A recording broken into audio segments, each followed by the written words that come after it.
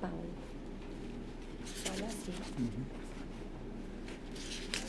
Mas tinha apelação também, não tinha dele? Tem, as apelações estão.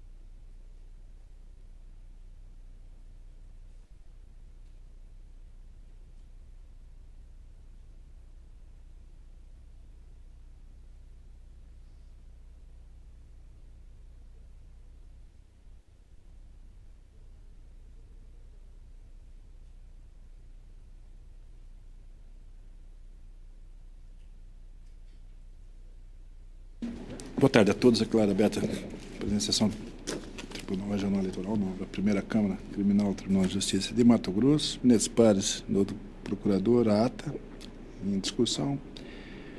Aprovada, então. Estão sendo adiados os seguintes feitos. Em razão da ausência justificada do desembargador Paulo da Cunha, o quinto da pauta complementar, processo de número 54643/2013, de um habeas corpus. O impetrante é Rodrigo Elias Moraes. Também o habeas corpus número 67350/2013, impetrante Dr. César Augusto Magalhães e outros. Paciente o Elini Ramos Silva. Também o 720-10/2013, HC impetrante Dr. Jorge Luiz Siqueira Farias. Impetrante doutora Kelly Francine Penzel Rampazzo, o habeas corpus 75-320/2013. Impetrante Dr. Otton Celestini, defensor público, o HC 76149/2013. O embargos de declaração e protocolo número 80634/2013, de Mirassol do Oeste, embargante KRR, embargado do Ministério Público.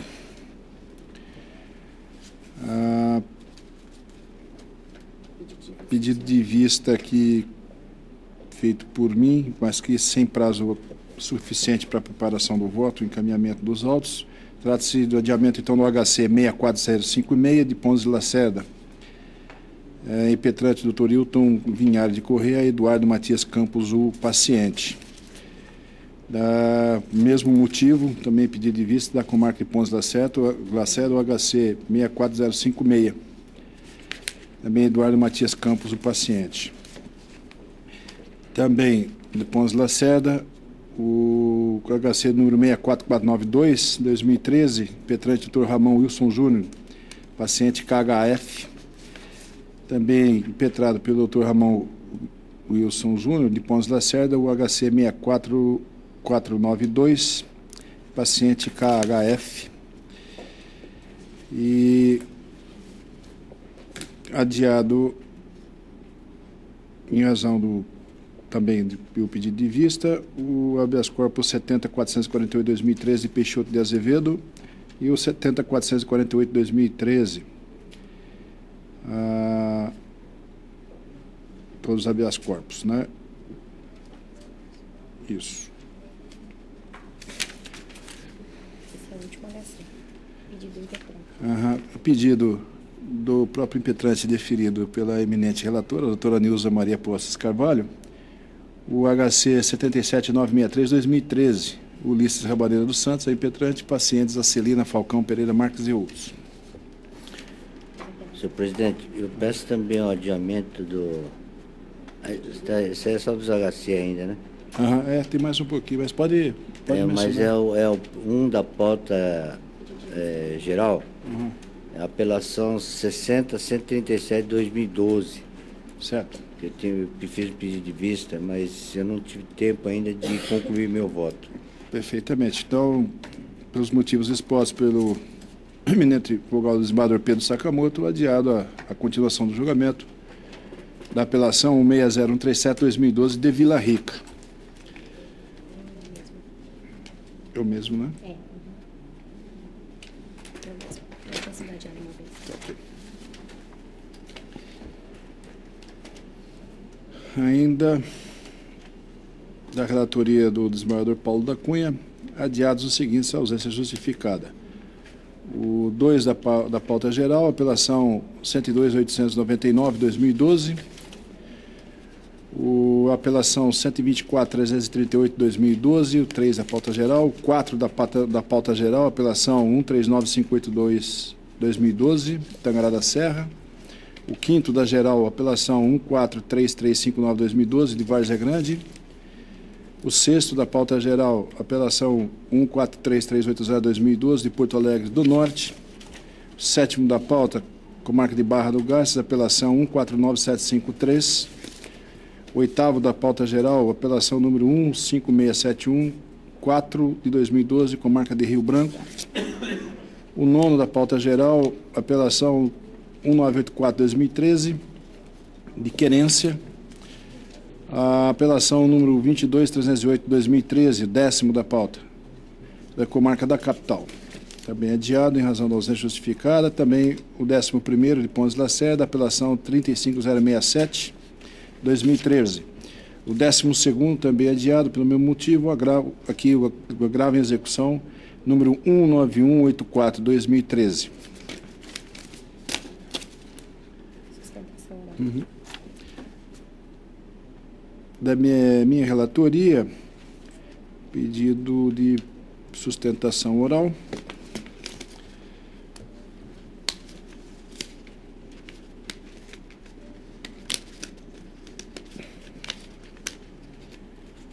É o 4 da pauta complementar.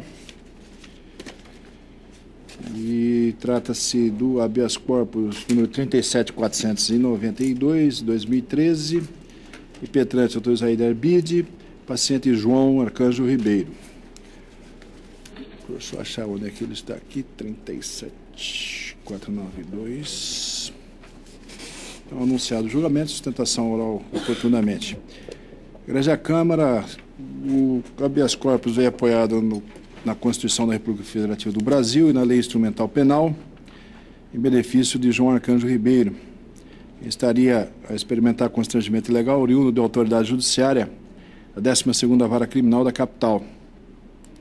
Sustenta-se na impetração que a conduta que lhe está sendo imputada nos autos da ação penal 58/2003, Código 32.901, seria anterior e estranha à extradição deferida pela Suprema Corte de Justiça do Uruguai, autos número 103, 101, 19/2003, aspecto que, pelo princípio da especialidade incerto nos artigos 91, inciso 1 da Lei 6815 de 1980 e artigo 14 do Acordo de Extradição entre os Estados partes do Mercosul, contaminaria toda a instrução processual naqueles realizada. Explicita que no incidente registrado sob o número 9851, 37, 2012, 811, 042, código número, a autoridade judiciária indicada como coatora teria incorrido em imperdoável confusão, ao concluir que a extradição do beneficiário foi requerida e deferir também em relação à ação penal, que apura o crime de homicídio qualificado que vitimou Domingos Sávio Brandão de Lima Júnior. Considerando-se que, nas informações folhas 255, não foi especificados os processos inclusos no procedimento de extradição, mas sim apenas os delitos por espécie, estando neles incluído o crime de homicídio, sobre o qual versa a ação penal. Assim, alegando a inexistência do pedido de deferimento de extensão da extradição pela Suprema Corte de Justiça do Uruguai, a fim de abranger também os fatos onde vítima Domingos Sávio Brandão Lima Júnior, pede a concessão da ordem para obstar o trâmite da ação número 58/2003, reconhecendo-se como nulo todo e qualquer ato decisório ou restritivo de liberdade nele proferida, liminarmente inclusive, juntando seus documentos às folhas. A liminar foi indeferida consoante decisão de folhas. Informações da autoridade apontada como coatora foram prestadas às folhas 365 e 373. Douta Procuradoria-Geral de Justiça, através do eminente procurador João Batista de Almeida, manifestou-se preliminarmente pelo não conhecimento e no mérito pela denegação da ordem. O paciente, as folhas 838 e 848, peticionou pugnando pela concessão da ordem, juntando outros documentos, constatado que os arquivos encaminhados por Malote digital foram juntados de maneira desconexa e desordenada, a ponto de não oferecer certeza, inclusive a falta de juntada de documentos, determinou-se a primeira secretaria a verificação e a renumeração e certificação de tudo. Da mesma forma, foi deferido o pedido de vista formulado pelo Petran através de petição de folhas. O beneficiário novamente peticionou os autos, objetivando a concessão da ordem. Da outra procuradoria, pelo eminente procurador antes mencionado, Dr. João Batista de Almeida, ratificou integralmente o parecer anteriormente exarado. Esse é o relatório. Confirmado o parecer ou com retificação? Parecer. Sim, mas, falar, né? Sim, mas vai manter? Concedo então a palavra ao Dr. Zaide Abide, pelo tempo regimental para a sustentação oral.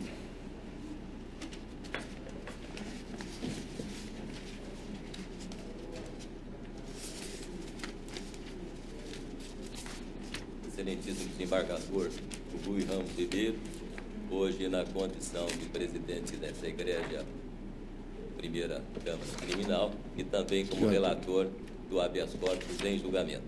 Eminentes julgadores, ilustríssimo procurador de justiça. Impetrou-se ordem de habeas corpus em favor de João Arcanjo Ribeiro pelo constrangimento ilegal, de forma permanente, a ele imposto pela juíza de direito da 12ª Vara Criminal de Cuiabá, nos autos da ação penal número 58/2003, Código 32.901. Esse constrangimento está em que os fatos delituosos atribuídos também ao paciente são datados de 30 de setembro de 2002, antes, portanto, do pedido de sua extradição, que é datado de 11 de abril de 2003, pelo qual foi deferido pela Suprema Corte de Justiça da República Oriental do Uruguai no dia 13 de outubro de 2005. É que, pelo princípio da especialidade, aplicado também na extradição ativa, conforme artigo 14 do Acordo de Extradição entre as partes do Mercosul, com aplicação imediata e compulsória, segundo o artigo 5º, inciso 78, parágrafos 3º, 2º e 1º da Constituição Federal, o paciente não poderia, como não pode, ser processado, julgado e condenado por outros crimes praticados antes do pedido de sua extradição e neste pedido não incluídos. Uma rápida conferência entre a data do pedido de sua extradição, 11 de abril de 2003, e a data dos fatos a ele atribuídos no caso sob exame, 30 de setembro de 2002, resulta evidente que esta data é anterior àquela. Também com uma rápida conferência, constata-se que esses fatos e a ação penal que os envolve, com o número 58/2003, Código 32.901, Juízo e Escrivania da 12ª Vara Criminal da Comarca de Cuiabá, não se inclui entre as 3 ações incluídas no pedido onde deferida a extradição do paciente. Diga-se de passagem, todas elas, as ações requeridas e que inclui o pedido de extradição, têm como fonte originária de requerimento a Justiça Federal da Seção Judiciária de Mato Grosso.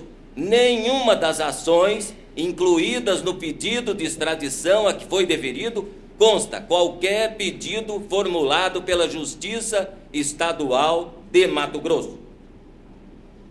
Não há nos autos também qualquer extradição supletiva regularmente deferida pelo Uruguai sobre esses mesmos fatos. A autoridade apontada de coatora pretendeu, de todas as formas e com todos os argumentos, justificar como existente um fato jurídico inexistente, isto é, deferimento em sede originária ou em sede supletiva pela Suprema Corte de Justiça do Uruguai do pedido de extradição do paciente para ser processado e julgado pelos fatos constantes da ação penal 58/2003. Dir-se-ia que, não sendo o princípio da especialidade regra absoluta, por ser permitida a suplementação ou extensão da extradição, basta que seja suspenso o processo, até que ocorra essa suplementação ou extensão. Não se discute nas razões da impetração a circunstância de ser ou não ser absoluto o princípio da especialidade. Até porque é sabido de todos essa oportunidade complementar da extradição. Discute-se sim que, enquanto não deferida essa suplementação, porque ausente na originária, pela República Oriental do Uruguai, não poderá o paciente ser processado, julgado e sofrer qualquer consequência da persecução penal em análise, até aqui, ilegitimamente movimentada. Nesse sentido, a adoção pura e simples da suspensão do processo pela possibilidade da suplementação ou extensão do pedido de extradição não é jurídica, nem mesmo pela linha C do artigo 1º do Tratado da Extradição firmado em Brasil e Uruguai, aonde aí, com toda licença, pede-se atenção do senhor relator. Considerando que a necessidade de processo em curso é para entrega do extraditado, cuja situação não é a mesma quando ele, extraditado, já está em solo do país requerente e tem contra si ajuizada uma ação penal não constante do deferimento de sua extradição. É preciso distinguir a hipótese da ação penal em curso para autorizar o pedido e o deferimento da extradição, não mera solicitação, do pedido da extensão ou suplementação dos efeitos da extradição, para o exercício por outros crimes, não incluídos na extradição matriz. Naquela extradição pura, originária, tem que existir ação penal em andamento. Nesta, suplementação ou extensão daquela, dispensa-se a existência da ação em curso, até porque será a suplementação ou a extensão que autorizará ou legitimará a sua instauração. Negar essa condição é negar o próprio princípio da especialidade, que só a partir da autorização, seja ela em ordem originária ou seja ela em ordem suplementar, é que o paciente, o extraditado, poderá ser processado e condenado. Ao se permitir a suplementação ou extensão da extradição, para nela incluir outro ou outros crimes ao extraditado, a suspensão ou andamento dos processos já iniciados por esse ou outros crimes precisa ser juridicamente modulada, estabelecida, por não se tratar de uma suspensão incidental ou acidental, e sim de uma suspensão da própria persecução penal. Evidente que essa suspensão atingirá os atos processuais praticados a partir da instauração da ação penal e até mesmo o decreto da prisão preventiva, que podem ser até mantidos, mas sem os efeitos deles decorrentes, vale dizer, mantém-se a denúncia e o seu recebimento, mantém-se o decreto da prisão preventiva, mas até que a República Oriental do Uruguai consinta com a suplementação e extensão da extradição, tais atos processuais e decisórios não poderão produzir efeitos. É que entre o pedido de suplementação ou extensão e o seu deferimento, nasce para o extraditado uma imunidade provisória quanto aos crimes constantes desse pedido suplementar. Por isso que a suspensão, ao ser atribuída às ações penais não incluídas na extradição matriz, deve ser ex tunc, desde o recebimento da denúncia e até o decreto da prisão preventiva, exatamente pelas injuricidades que apresentam em suas origens, pois iniciadas sem autorização do país requerido. Aí, portanto, o constrangimento ilegal permanente imposto ao paciente, pois submetido a uma acusação e uma prisão processual sem que o ato principal esteja autorizado de acordo com a obrigação firmada pela República Federativa do Brasil, que é o princípio da especialidade. O pedido formulado na impetração e aqui reiterado já mereceu estudo e solução em caso aparelhado pelo Supremo Tribunal Federal, na questão de ordem levantada pelo relator do inquérito número 731 de Minas Gerais, ministro Nery da Silveira, quando se decidiu. Questão de ordem apresentada pelo relator que se resolve no sentido de ordenar a suspensão do procedimento criminal relativamente ao codenunciado, para que nos termos do artigo 14 do Tratado de Extradição entre Argentina e Brasil sejam adotadas as providências necessárias em ordem a solicitar à República Argentina a extensão da extradição em apreço quanto aos fatos constantes da denúncia.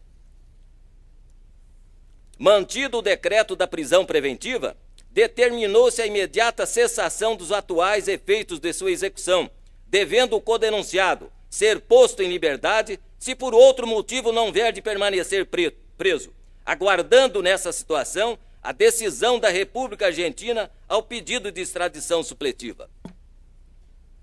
Nesse contexto, é de ser concedida a ordem para suspender ou anular, desde o seu início, em relação exclusiva ao paciente, os efeitos da ação penal número 58/2003, Código 32.901, proposta pelo Ministério Público de Mato Grosso, até que a República Oriental do Uruguai decida pelo deferimento do pedido de suplementação ou extensão da extradição autorizada no dia 13 de outubro de 2005, que atendeu ato apenas para 3 ações postuladas pela Justiça Federal, Seção Judiciária de Mato Grosso.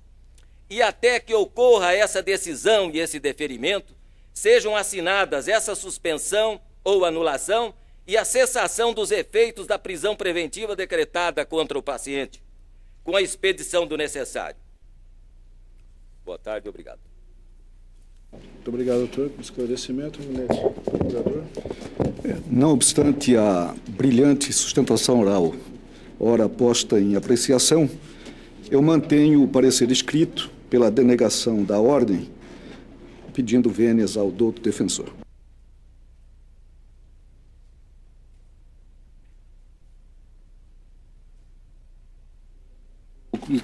Um preliminar da outra procuradoria pelo não conhecimento do pedido,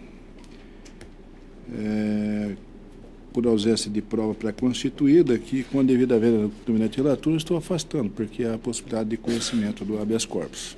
O preliminar estou rejeitando. Estão de acordo? Mérito. Busca-se no mérito reconhecer a impossibilidade da autoridade apontada como coatora de processar, restringir a liberdade e julgar o condenado, condenar o beneficiário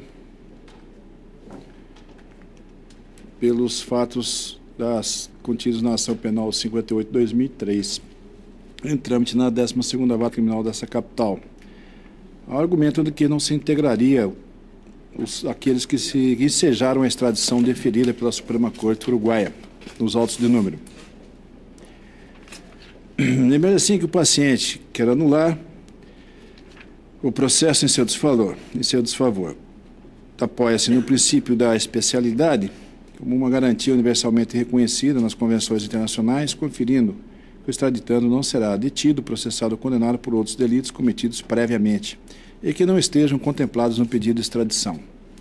O princípio adotado expressamente pela legislação brasileira, conforme se vê no artigo 91.1 da 68.15.80 do Estatuto Estrangeiro, devendo ser observado sempre que houver reciprocidade entre os países interessados. Pelo referido princípio, não seria possível a prisão e a persecução do extraditando em virtude dos fatos anteriores ao pedido de extradição, que somente poderia ser autorizado e formulado deferido, aqui no caso, em pedido de extensão da mesma junto às autoridades competentes.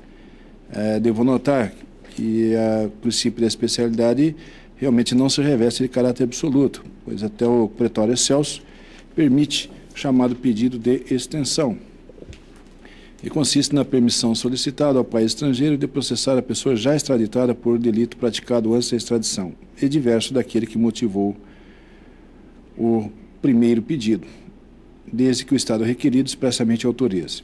A extradição pelo qual o Estado faz a entrega para fins de ser processado ou para a execução de uma pena de um indivíduo acusado ou reconhecido culpado de uma infração cometida fora do seu território, ao outro Estado que o reclama e que é competente para julgá-lo e puni-lo. A extradição não constitui pena, simplesmente um meio processual intencional de possibilitar a aplicação da lei.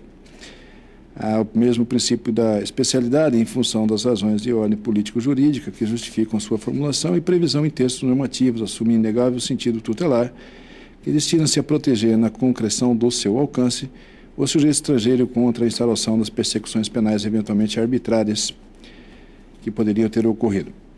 Esclareço que o paciente, no habeas corpus número 40.113 de 2005, debateu matéria semelhante quando a determinação da autoridade judiciária da 12ª Vara de Cuiabá, nesta mesma ação, ação penal 58 de 2003, para a citação e interrogatório do beneficiário pela autoridade da República Oriental do Uruguai. Naquela oportunidade, assim consignei no meu voto.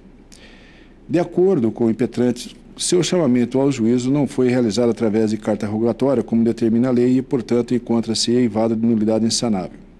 Conforme se observa os fundamentos da autoridade judiciária, ao rejeitar a alegação de nulidade, argumentou que a citação do beneficiário se deu através da utilização do protocolo de assistência jurídica mútua em assuntos penais, assinado em São Luís, na Argentina, em 25 de junho de 1996, aprovado pelo Decreto Legislativo nº 3 de 2000 e promulgado pelo Decreto nº 3468 de 2000 em seu artigo 2, letra K, que assim dispõe.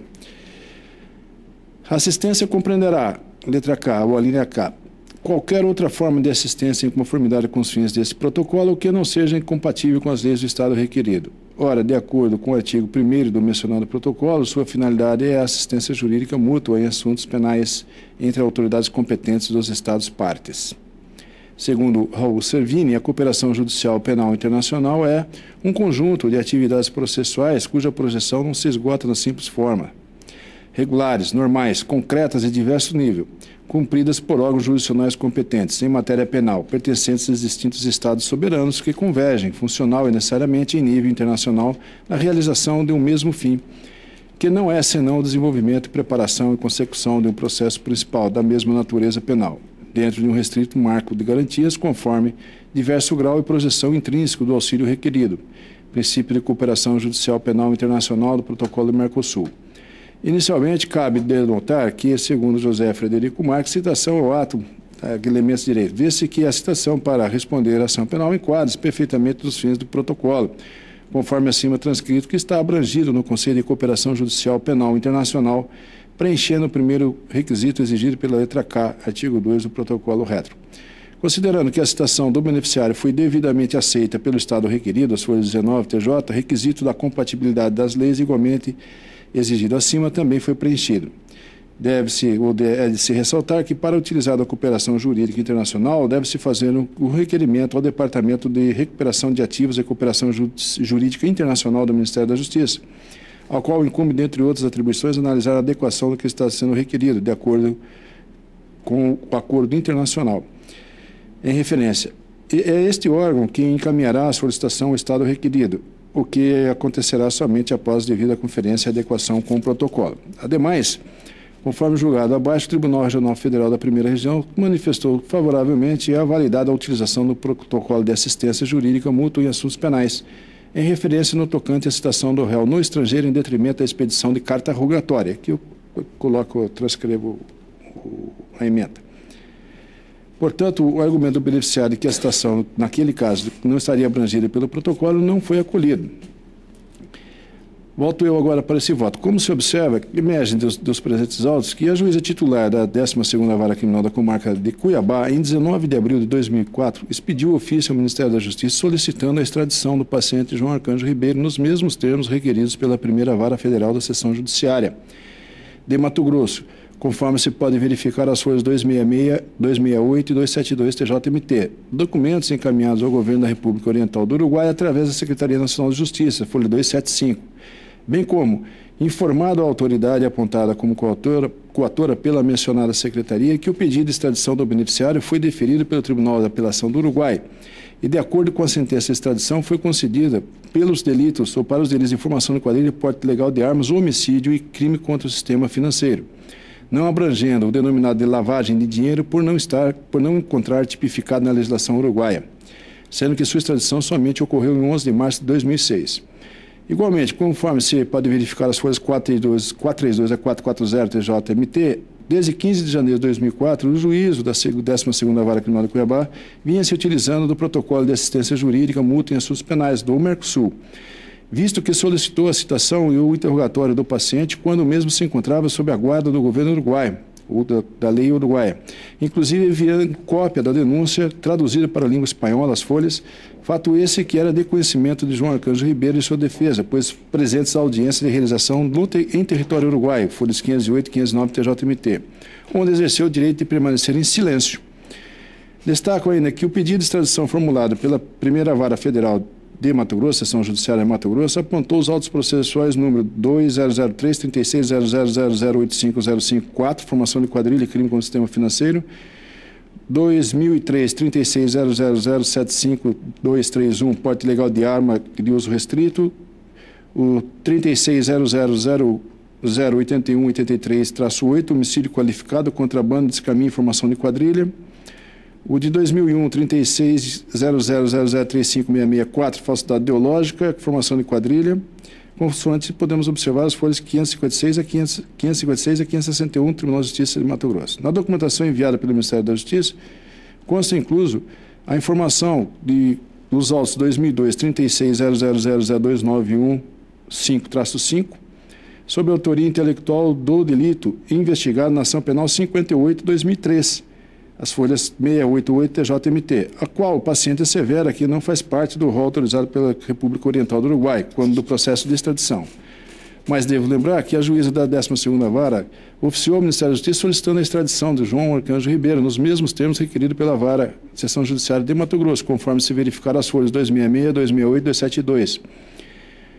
Documentos encaminhados ao Governo da República Oriental através da Secretaria Nacional de Justiça, bem como informado a autoridade apontada como coatora pela mencionada Secretaria, o pedido de extradição do beneficiário foi deferido pelo Tribunal de Apelações do Uruguai de acordo com a sentença. A extradição foi concedida pelos delitos de formação de quadrilha, porte ilegal de armas, de homicídio e crime contra o sistema financeiro, não abrangendo, como disse, o de lavagem de dinheiro em razão já do exposto. E sua extradição foi dada em 11 de março de 2006.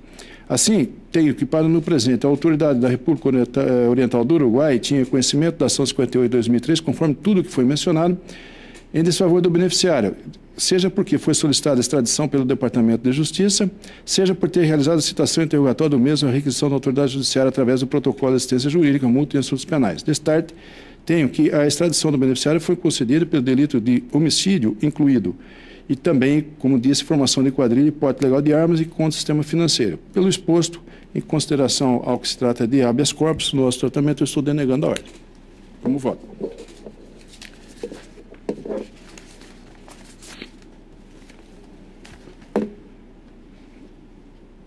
O voto é a doutora Nilza Postos de Carvalho. Voto do digno relator. Desembargador Pedro Sakamoto. O cerne da questão é justamente na falta de pedido de extradição e, obviamente, o deferimento pelo Tribunal de Alegações do Uruguai. Se houve esse pedido formalizado e deferido pelo Tribunal de Alegações do Uruguai, não vejo como conceder também a ordem. Portanto, não tenho dúvida em acompanhar o voto de Vossa Excelência.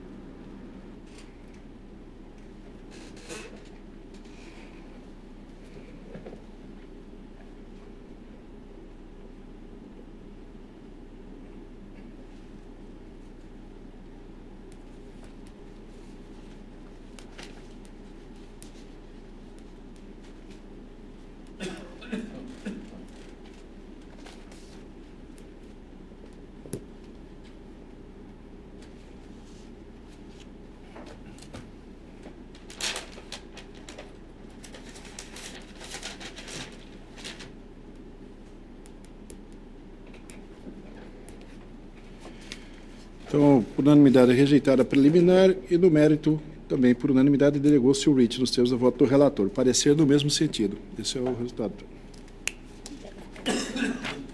Nenhum? Ordinariedade, então, da pauta. O habeas corpus número 57.895/2013, da comarca de Lucas do Rio Verde. Impetrante, doutor Diogo Madri Orita, defensor público substituto, paciente Cristiane Pedroso da Silva.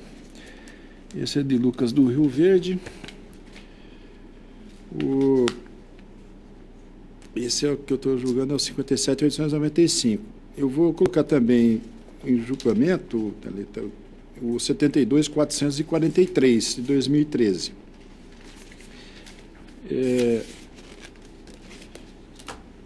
Eminentes pares, o habeas corpus aqui é repressivo também, E pretende-se recuperar a liberdade de Cristiane Pedroso da Silva, em ambos os HCs. Questões de excesso de prazo para a conclusão da ação penal, já que ela está envolvida no artigo 33, 43, 35 da Lei de Drogas, e reclama aqui que está com 11 meses sem o encerramento da instrução criminal. E os dois habeas corpus pretendem ter o mesmo fundamento, o excesso de prazo. Mas acontece que o parecer pela delegação, mantido ambos. Inclusive, eu tentei ver pelo site aí do tribunal como que estaria a situação lá, se já teria sido proferida a sentença, né, que inclusive é um dos pedidos, parece, do primeiro HC. Né, mas não consegui nenhuma informação a respeito, de modo que eu, salvo alguma outra informação, eu manifesto pela denegação. O problema é que tem realmente esse excesso, só que a própria defesa contribui para a delonga, porque ela ficou girando com esse processo de 18 de abril até 4 de junho para oferecer uma defesa preliminar.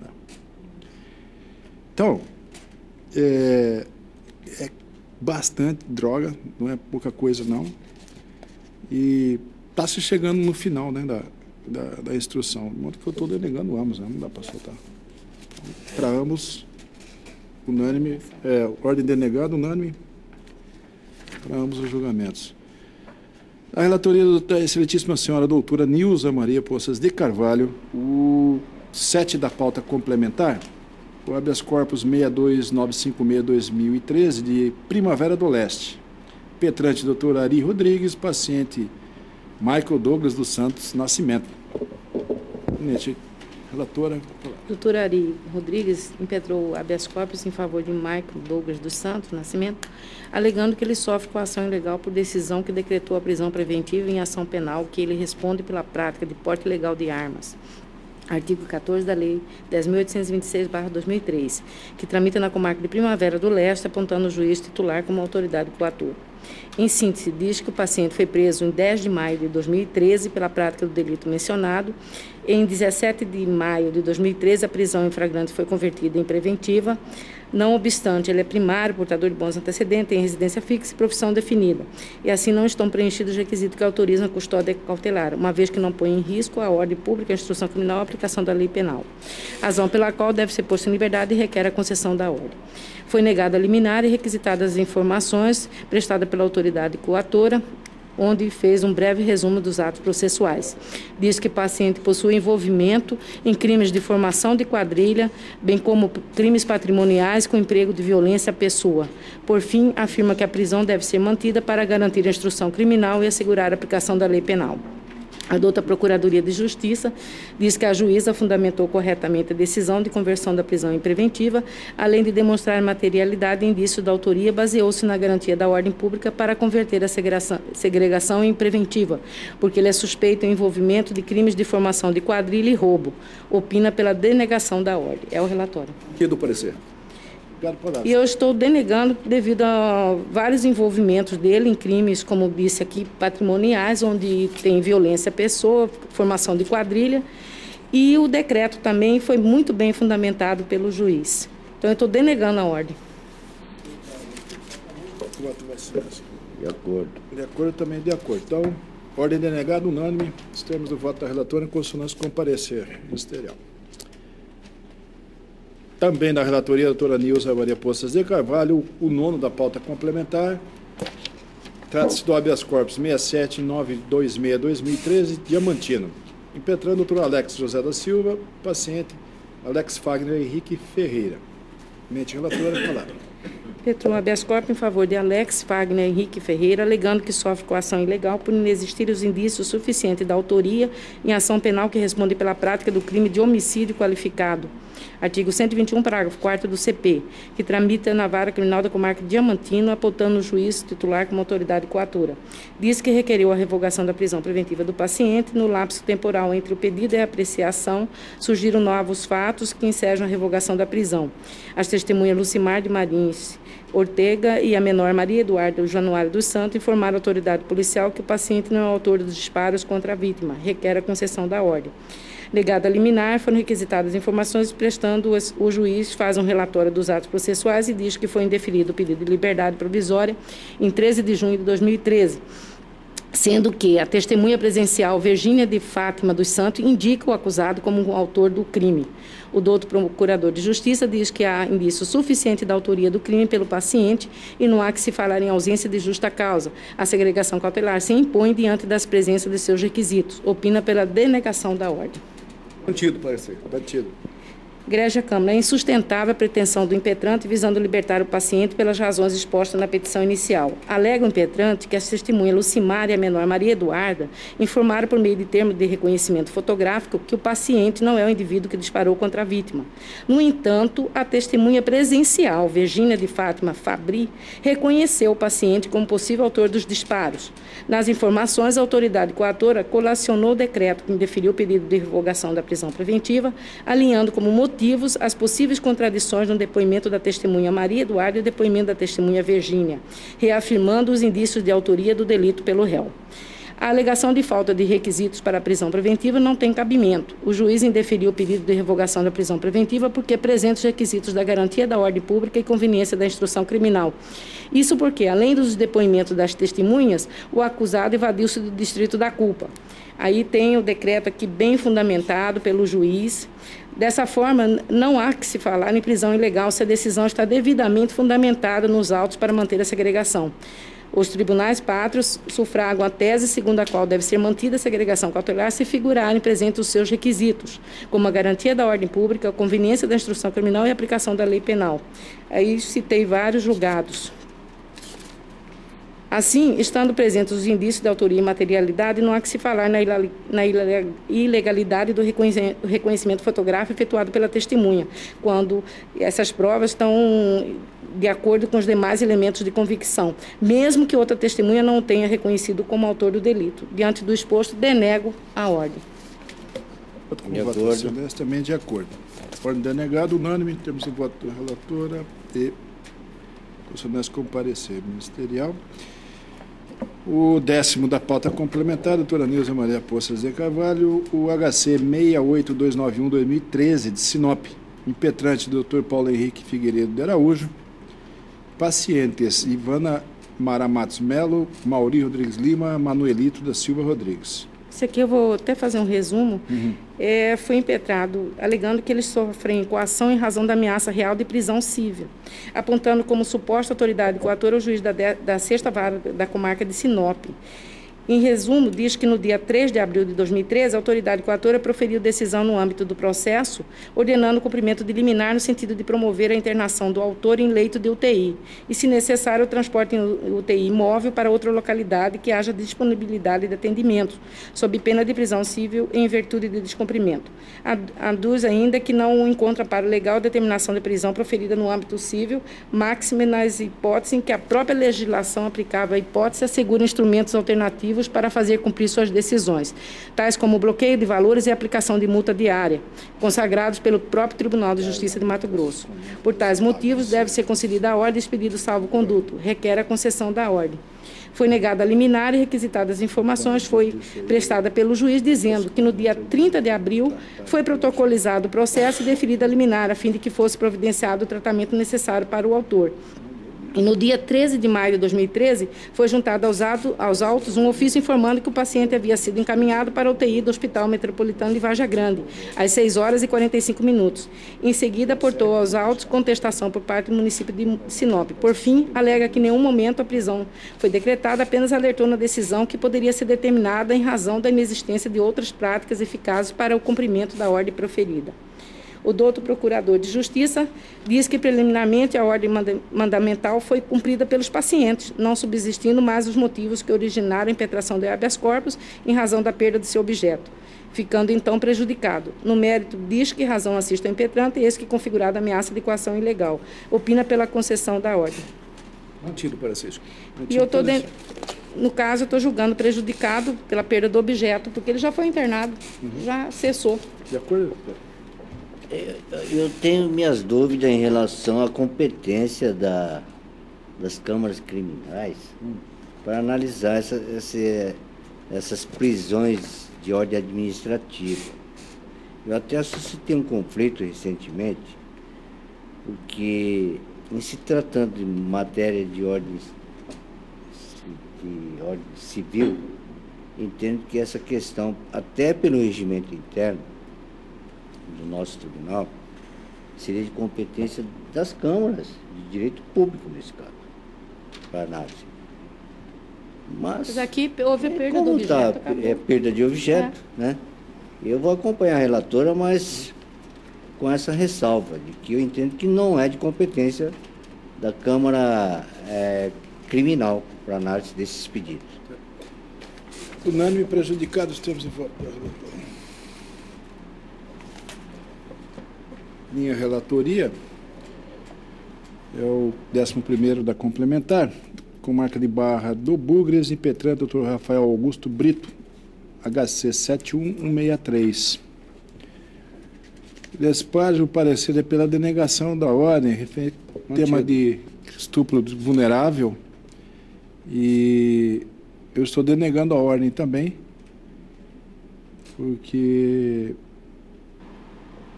ele desapareceu também por 2 anos, né, até que se conseguisse prendê-lo, de modo que eu estou denegando a ordem.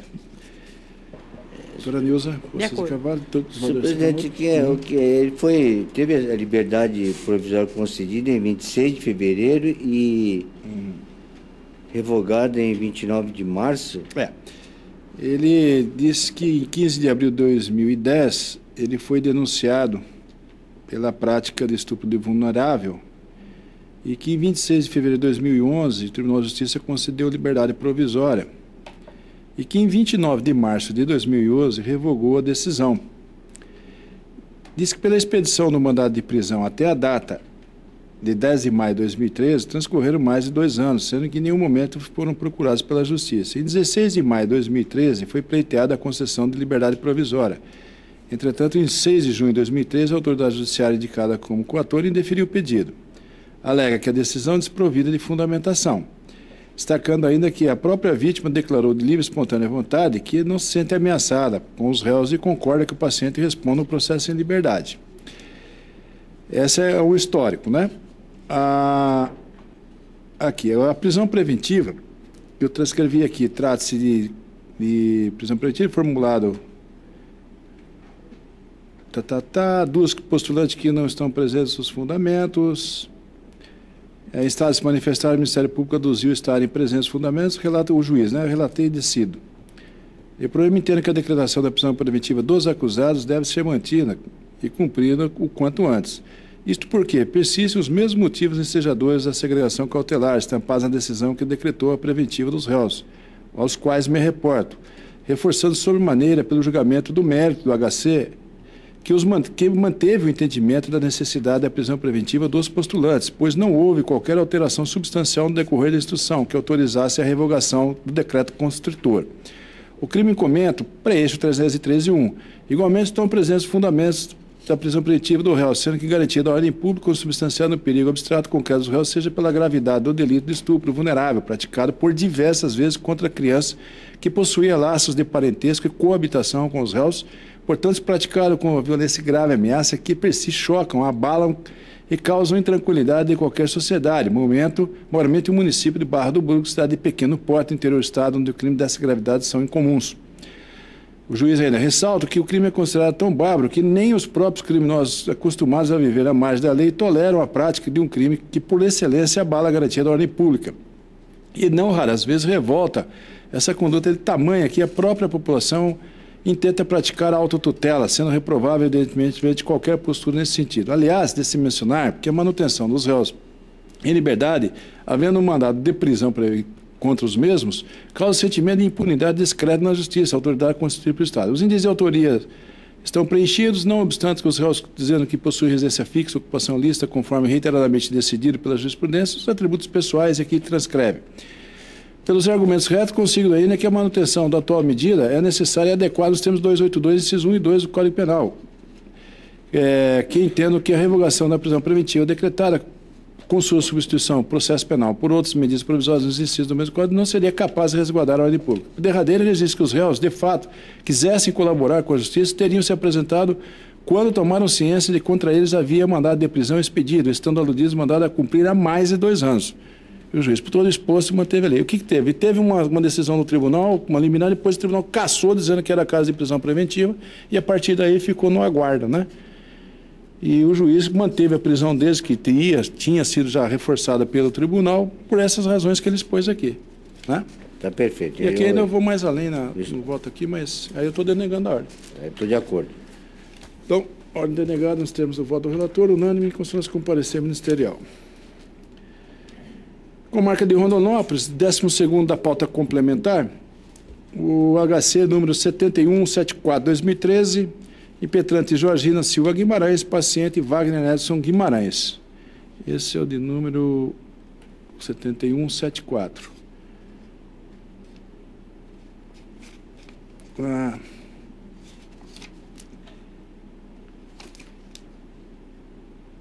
Esse aqui ele é interessante. O parecer é pela denegação da ordem, né? Esse aqui é uma pessoa que estava com 2 nomes. Então, na verdade, a juíza explicou que esse impetrante aqui já foi solto, que ele não tem prisão nesse processo que ele se refere. Nesse processo que ele se refere aqui no pedido de informação, no HC, a juíza disse assim, ó, ao ser autuado em flagrante delito, se identificou como sendo Bruno Wagner Almeida Bueno. Nome esse que utilizou até o dia 5 de 3 de 2013. Vez que foi na referida data que a diretora da penitenciária Major Eldo Sá Corrêa, Mata Grande, informou, né, dessa penitenciária a esse juízo que o ora paciente, na verdade, se chama Wagner Edson Guimarães e não Bruno Wagner de Almeida Bueno. Esclareço que foi por esse motivo, já que o juiz não tinha ciência sobre o verdadeiro nome do ora paciente, que ao relaxar a prisão em 18 de 9 de 2012, o alvará de soltura que foi confeccionado em nome de Bruno Wagner Almeida Bueno, que era o nome que ele estava se apresentando. Porém, friso que, independentemente do nome utilizado pelo ora paciente, o mesmo não se encontra preso na estação criminal. É certo? Então, eu estou denegando a ordem, acompanhando e denegando a ordem. Não está preso aqui nesse processo, estou denegando a ordem. De acordo. De acordo? Ordem denegada, unânime, consonância com parecer.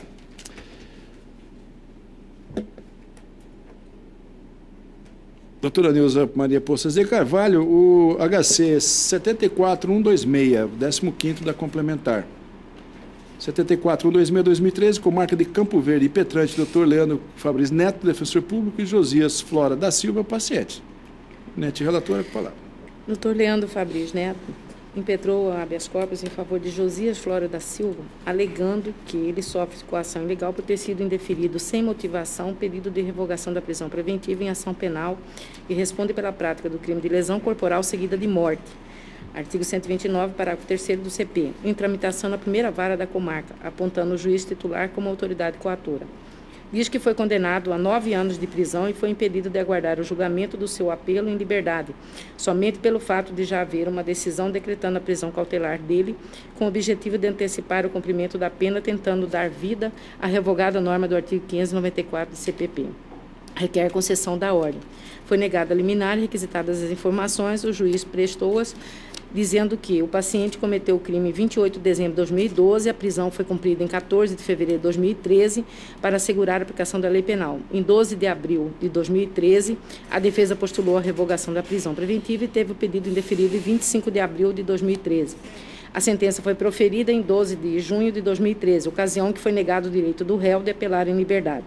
O doutor procurador de Justiça diz que não procede a alegação do impetrante, uma vez que a decisão do juiz foi devidamente fundamentada. Opina pela denegação da ordem. Procurador? Mantido o parecer. E eu estou denegando porque ele teve preso todo o andamento do processo e terminou a instrução, foi condenado. E foi negado o direito de apelar em liberdade. Eu estou denegando a ordem. De acordo. Todos de acordo, então, ordem denegada nos termos do voto da relatora, unânime em consonância com o parecer ministerial. Minha relatoria, o 16º da pauta complementar, o HC 74846-2013, da comarca de Terra Nova do Norte, impetrando Dr. Félix Francisco Menezes Neto e outro, paciente Edivaldo Gomes.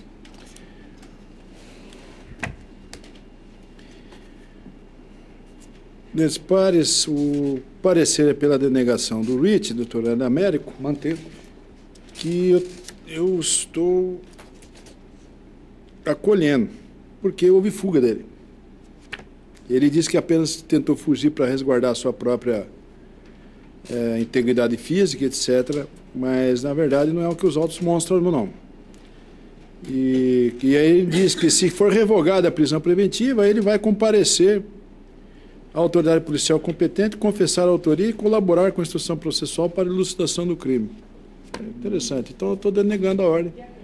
Todos de acordo, a ordem denegada nos termos do voto do relator, constituição comparecer.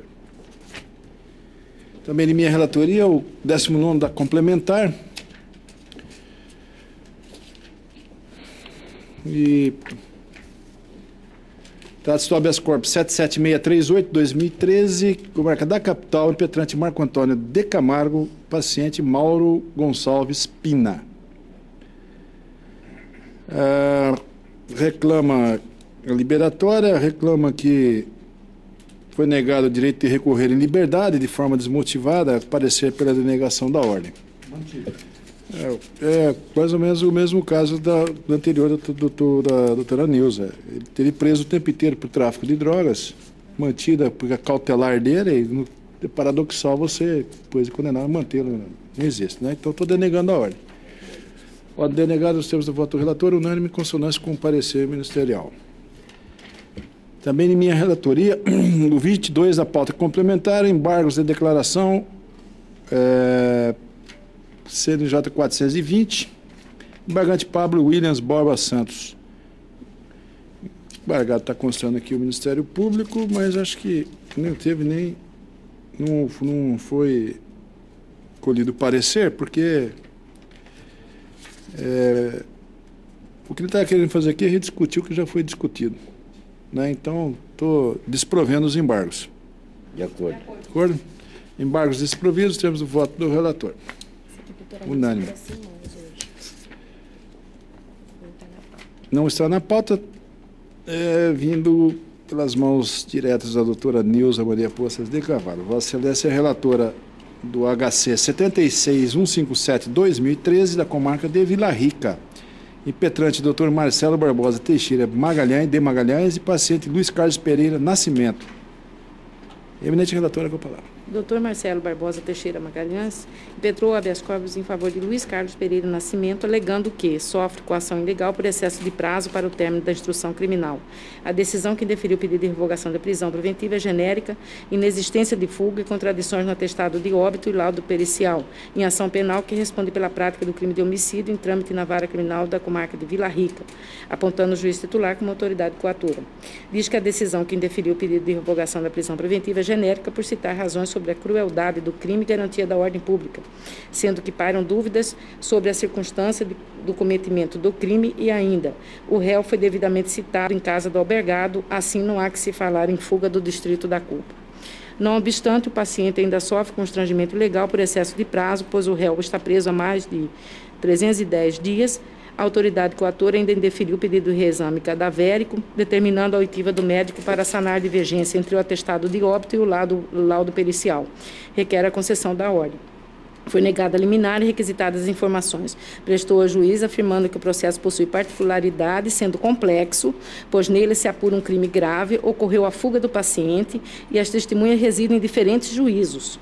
Diz ainda que o paciente não foi capaz de demonstrar nos autos bons atributos necessários para a concessão da liberdade. A promotora de justiça, em substituição legal, afirma que é insubsistente o debate ligado às questões da inexistência de fuga e contradições do laudo pericial, pois necessária dilação probatória não cabível no habeas corpus. Sobre o conceito de ordem pública, diz que na espécie é cabível a segregação, pois o delito foi cometido em local público e causou considerável abalo e clamor social. Por outro lado, quanto ao excesso de prazo, diz que se aplica na hipótese o princípio da razoabilidade, opina pela denegação da ordem. Mantido o parecer. Mantido. Os argumentos abraçados pelo impetrante para falhas no laudo pericial são totalmente insustentáveis. Possíveis vícios devem ser corrigidos na instrução processual por meio de recursos próprios diante do prejuízo verificado. No célere processo de habeas corpus não há lugar para aprofundar em provas e constatar vícios que não vêm acompanhado da prova de prejuízo para a defesa com evidente clareza. Por outro lado, ao prestar as informações, a autoridade coatora espancou todos esses argumentos.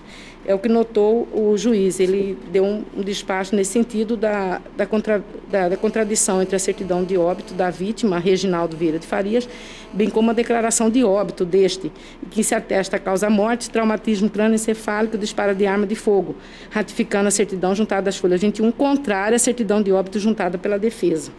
No que respeita ao excesso de prazo, melhor sorte não socorre o impetrante. Na hipótese, além da sua distância no distrito da culpa, outros elementos causaram pequeno atraso, dentro do princípio da razoabilidade, como afirma a autoridade coatora.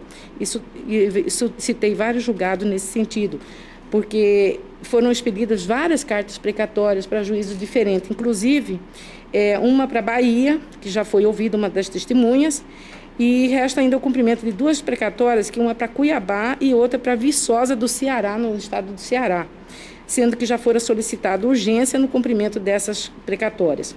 O outro argumento não prospera porque, para manter a prisão preventiva do paciente, o juiz justificou na garantia da ordem pública a conveniência da instrução criminal. Ele contemplou a necessidade de proteção da sociedade diante da gravidade do delito praticado contra a vítima. É insustentável a coação por ausência de motivos quando existe pelo menos um dos requisitos autorizadores para a custódia prévia.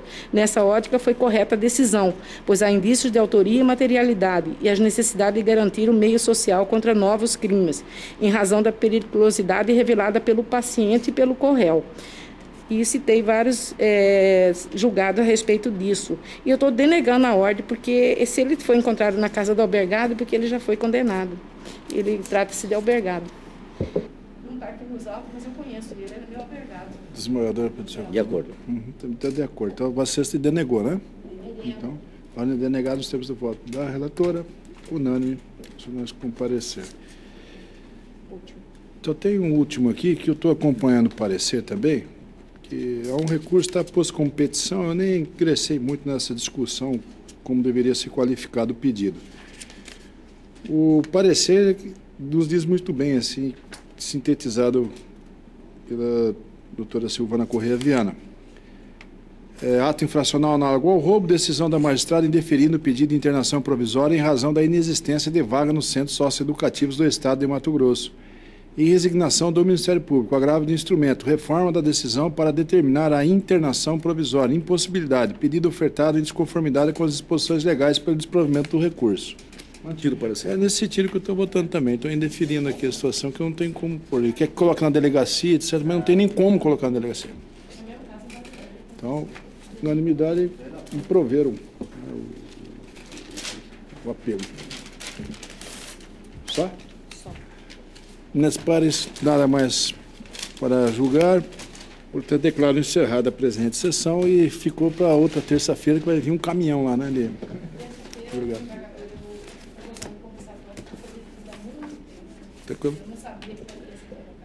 E a gente precisa descansar também, né? Aí nós temos que... Desembargador Pedro, na próxima... Pedrinho...